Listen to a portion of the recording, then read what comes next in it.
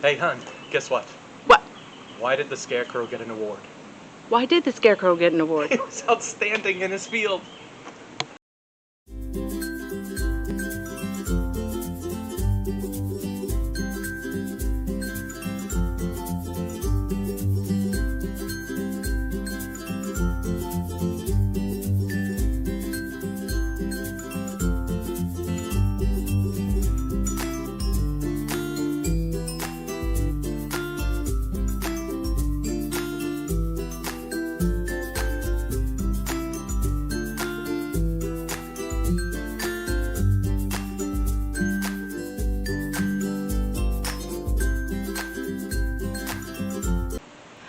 Welcome to Suburban Life Permaculture. I'm so glad you're here today. I'm Holly, and today we're going to talk about the 4 harvesting mindsets.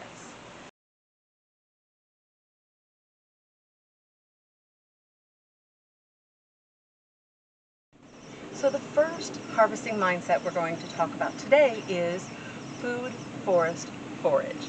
And truly, it can be your garden forage, it can be foraging out in the wild, it doesn't matter. This is the harvesting mindset that you'll use.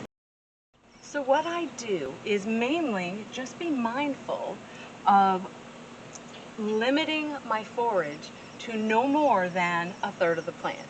Now you could go ahead and take less, that's not an issue, but taking more can actually harm the plant, and that is not the idea here.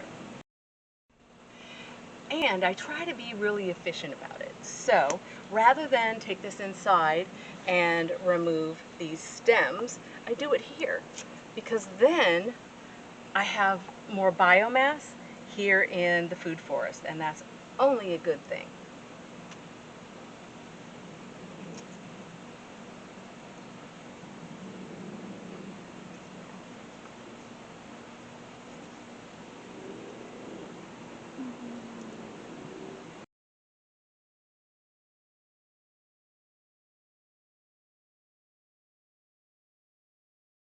Now the second harvesting mindset is going to be cut and come again. So this could also be coppicing or pollarding, and truly depends a lot on what the function of the plant is for you.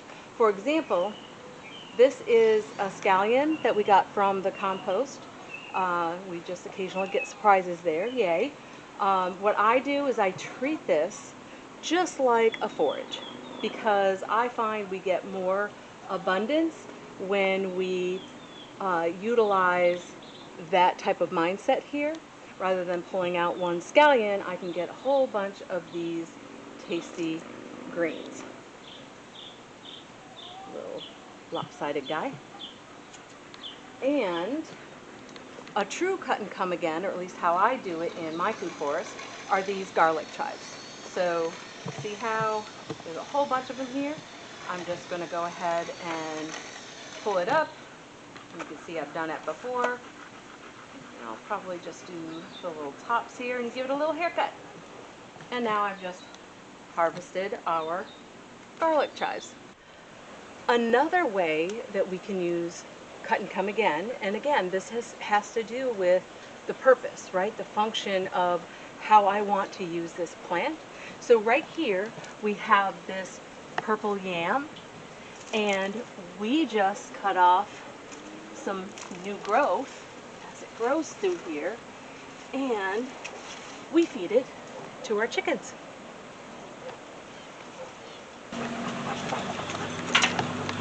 Here you go, chickies. Just a little treat before your usual treats.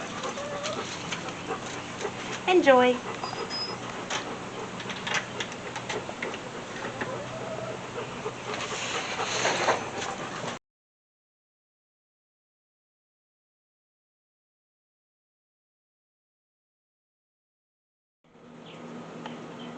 And a third harvesting mindset is, when it's done, it's done.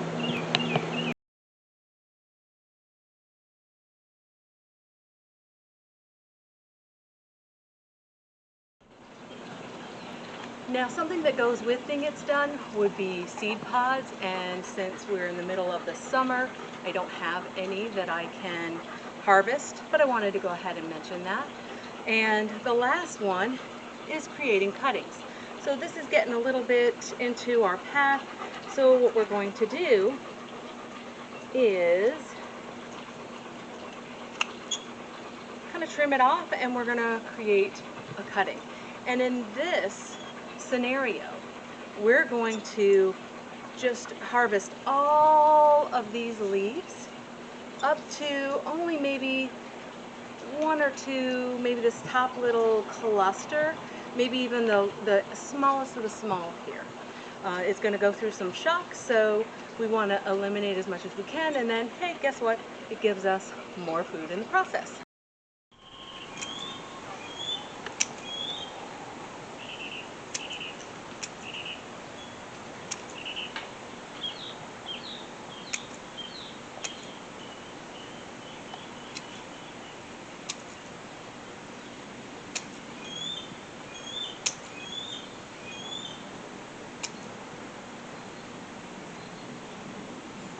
Now as I get to the top, I'm leaving a few of the smaller leaves going up here and definitely getting all of these bigger leaves.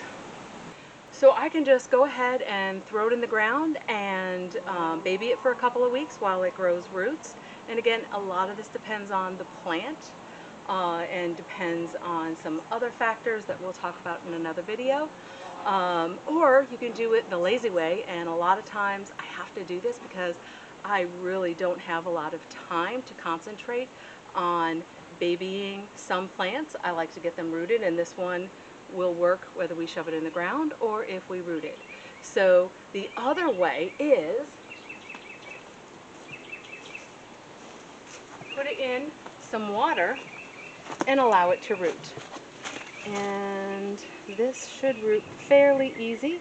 I'm going to make sure that the majority of it stays out of the water.